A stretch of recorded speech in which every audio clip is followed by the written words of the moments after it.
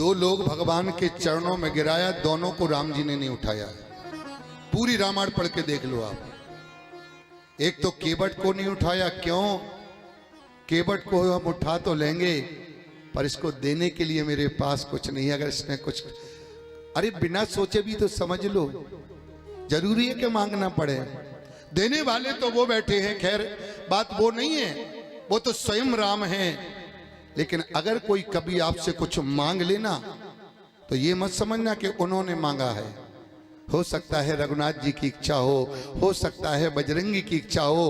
वो मुख में बैठ के आपसे कुछ कोई मैं तो परदेशी हूं, मैं तो बरुआ सागर में, आप लोग बुलाते हो तो आता हूं, राम कथा हो चाहे भागवत हो, बाकी तो मैं 12 महीने में कभी आता नहीं हूं चंदा मांगने। मैं आपके गांव की बात कर रहा हूं। अगर कहीं कोई भंडारा हो, कहीं कोई जागरण हो और कोई आपसे आके 100, 50, 200, अगर 250 की रसीद काट ले तो मुंह नहीं बनाना। नहीं, मुंह बना लेते हैं बहुत जल्दी लोग।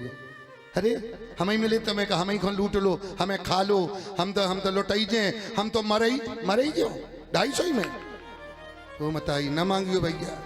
अगर ये 200 में बोले हम तो मरे ही जे, हमारे तो है ही नहीं है। बार बार भगवान के सामने ये नहीं कहा करे कि हमें कौन का चू मिल रहा हो, हमें कौन का चू राम नहीं, हम तो मरे। फालतू ना बोला करे। ये कभी कभी सुन भी लेते हैं वे, उनके कान बहुत लंबे हैं। हाँ, ज्यादा बड़ दिया है, इसलिए कृपा से दिया है तो उसकी कृपा का अनुभव करो।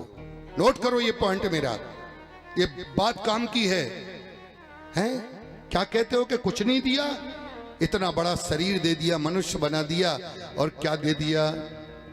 ये जायदाद दी है और औलाद दी है, और मुसीबत में तुमने ही इमदाद दी है।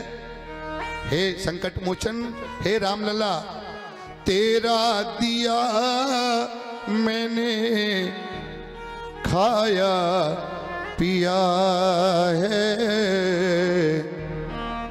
तेरा शुक्रिया है, तेरा शुक्रिया।